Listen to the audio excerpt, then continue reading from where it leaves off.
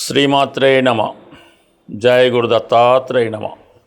ఈ వీడియోలో మనం 2026వ సంవత్సరంలో ఏ రాశుల వారికి అదృష్టం కలగబోతుంది, వారు ఎటువంటి జాగ్రత్తలు తీసుకోవాలి లేదా ఎటువంటి పరిహారాలు పాటించాలి అన్న విషయాన్ని ఈ వీడియోలో పరిశోధనాత్మకంగా నాడీ గ్రంథాల ఆధారంగా మీకు తెలియజేయడం జరుగుతుంది. ఏదైనా రాశి చక్రంలో జాతకుడు యొక్క జన్మ రాశిని బట్టి 9 గ్రహాలు, అంటే చంద్రుడున్న రాశి మీది కాబట్టి మిగతా 8 గ్రహాలతో పాటు చంద్రుడు కూడా తన యొక్క సంచారంలో మీకు లాభాన్ని కానీ నష్టాన్ని కానీ కలగజేయడం జరుగుతూ ఉంటుంది.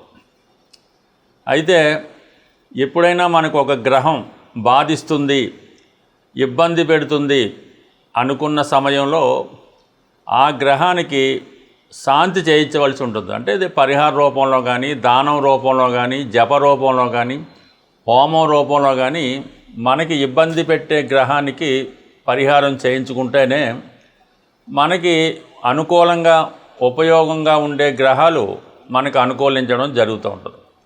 మనకి ఫేవర్గా ఉన్న గ్రహాలకి పెద్దగా మనం ఈ జప దానాలు లాంటివి ఏం పెద్దగా అక్కర్లేదు.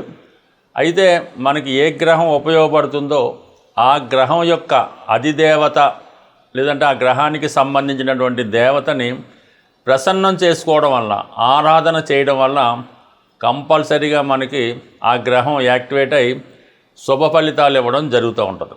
అయితే జ్యోతిష శాస్త్ర ప్రకారం పెద్ద టెక్నిక్ ఏంటంటే, అసలు జాతకుడికి గోచారరీత్యా నడుస్తున్నప్పుడు ఏ గ్రహం ఉపయోగపడుతుంది, ఏ గ్రహం ఇబ్బంది పెడుతుంది అని తెలుసుకొని ఆ గ్రహానికి తగు విధంగా పరిహారాలు చేసుకుంటే కంపల్సరీగా మనకి ఆ గ్రహాల యొక్క ప్రభావం మన మీద పడి మనం పొందవలసినటువంటి శుభ ఫలితాలు పొందడం జరుగుతూ ఉంటుంది.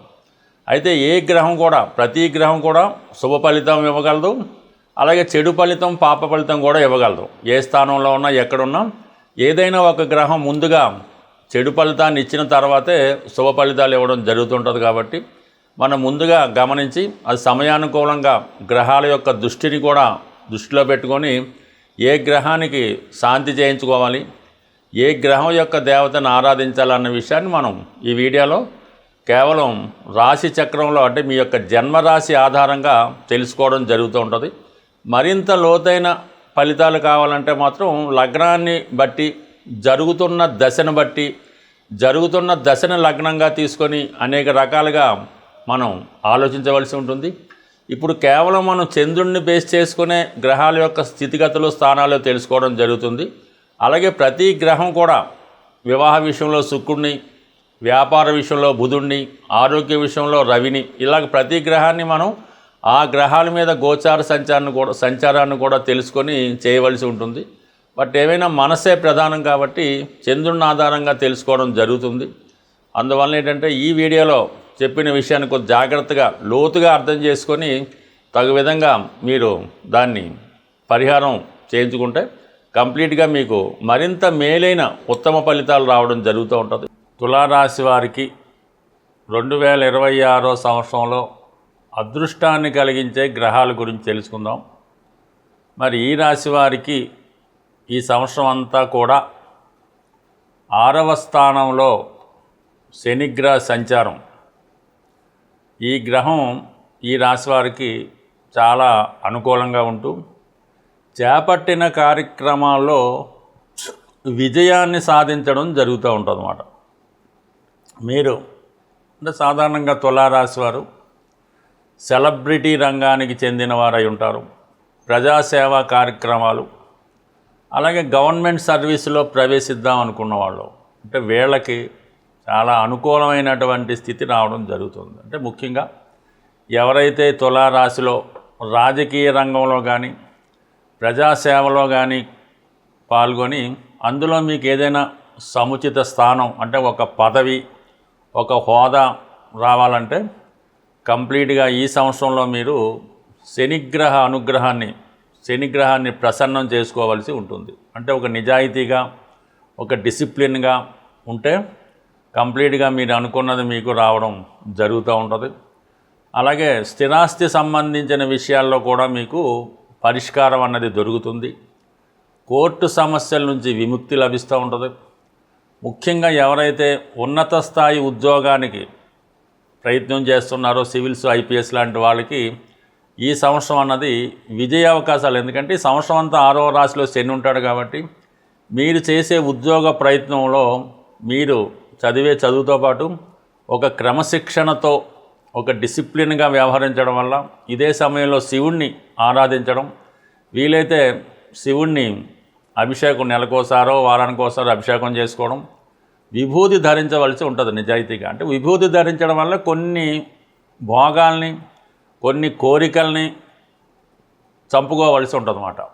అప్పుడు మాత్రమే మీరు విభూతి ధరిస్తే దాని ఫలితం మీకు రావడం జరుగుతుంటుంది.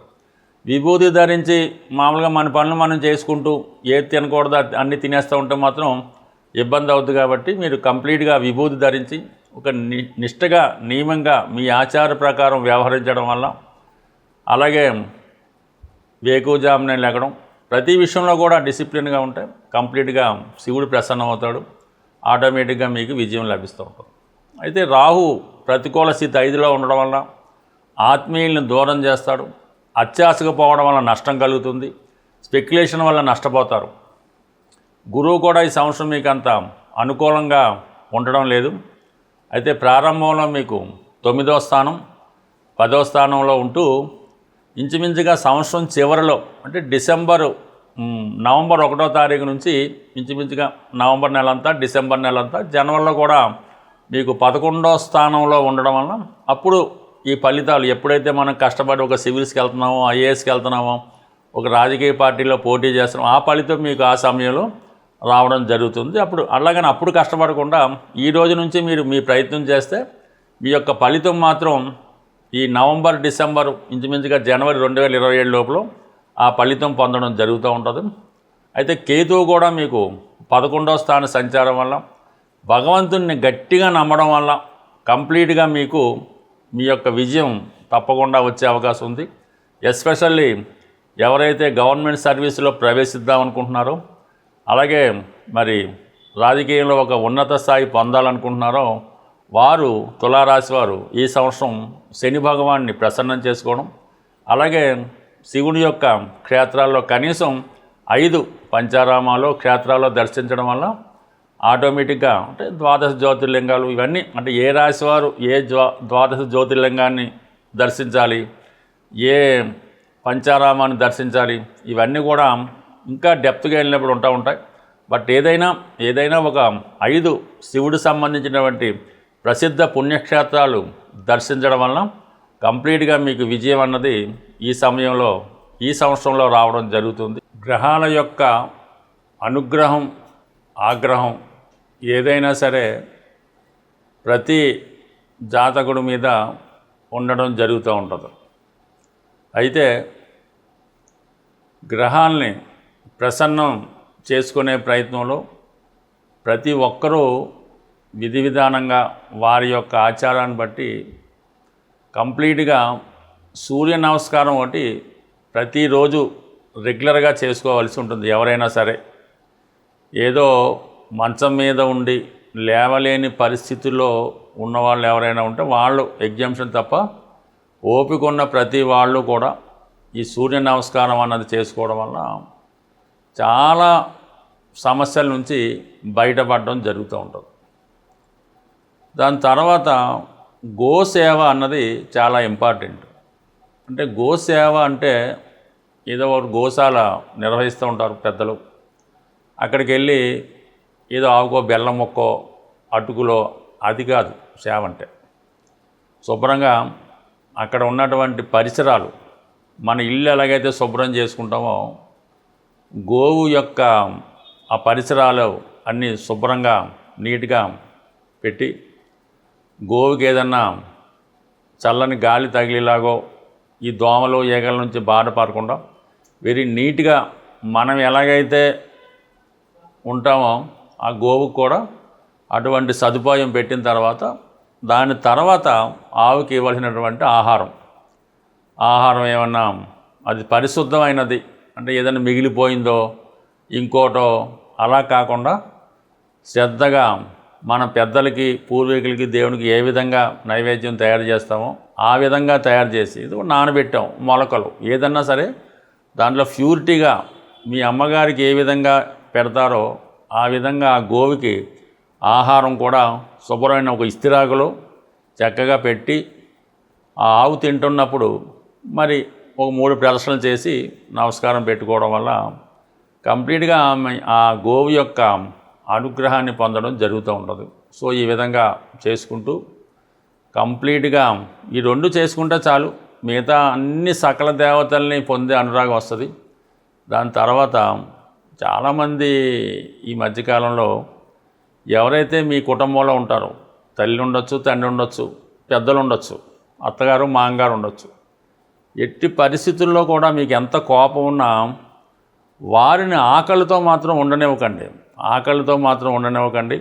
4 పూట్ల వారికి కనీసం ఈ బిస్కెట్లో ఏ ఆహారమో ఏదో పెట్టాలి తప్ప ఒకరి మీద ఒకరికి కోపం చూపిస్తూ ఎక్కువగా ఈ మధ్యకాలంలో అత్తమామల్ని ద్వేషించడం, సరైనటువంటి ఆహారం పెట్టకపోవడం, అలాగే మీ పిల్లలకి వాళ్ళ మీద ద్వేషం పెంచే విధంగా మాటలు చెప్పడం, ఇవి మీ కుటుంబం యొక్క పతనానికి కారణమవుతుంటుంది. ఫ్యూచర్లో మీ పిల్లలు ఎందుకు పనికిరాని వాళ్ళుగా తయారవడానికి రావడం జరుగుతూ ఉంటుంది. అంటే ఇవన్నీ కొంతమందికి చాలా కొత్తగా అద్భుతంగా అనిపించవచ్చు, కానీ ప్రతినిత్యం ప్రతిరోజు ఎక్కడో అక్కడ ఇది జరుగుతుంది. వీటిని ముందు మీరు కట్టడి చేసుకోగలిగితే, అంటే కొన్ని సందర్భాల్లో అది భర్తకు తెలియపోవచ్చు, కొన్ని సందర్భాల్లో భార్యకి తెలియపోవచ్చు. ఈ విధంగా మీ ఇంట్లో ఉన్నటువంటి మీ దేవతల్ని మీరు అశ్రద్ధ చేసినప్పుడు మీకు ఏ విధంగా అది ఐశ్వర్యం కలుగుతుంది, అదృష్టం కలుగుతుంది. ఈ చిన్న చిన్న నియమాల్ని మీరు పాటించండి, ధర్మాన్ని కాపాడండి. అయితే మీ తల్లిదండ్రులని అత్తమామలనే కాకుండా మీ చుట్టుపక్కల ఎవరన్నా అంటే మనకు సేవ చేస్తున్న వాళ్ళు, మన దగ్గర పనిచేస్తున్న వాళ్ళు, కనీసం ఇరుగు పొరుగు వాళ్ళు, పిల్లలు కానీ పెద్దవాళ్ళు కానీ ఆకలితో ఉంటే అది ఎవరికి కూడా రాణించదు, దేశానికి కూడా అంత క్షేమం కాదు. సో ఈ చిన్న విషయాన్ని మీరు అర్థం చేసుకుంటే మీరు అదృష్టవంతులుగా మారడం, అన్నపూర్ణగా మారడం జరుగుతుంది. స్వస్తి.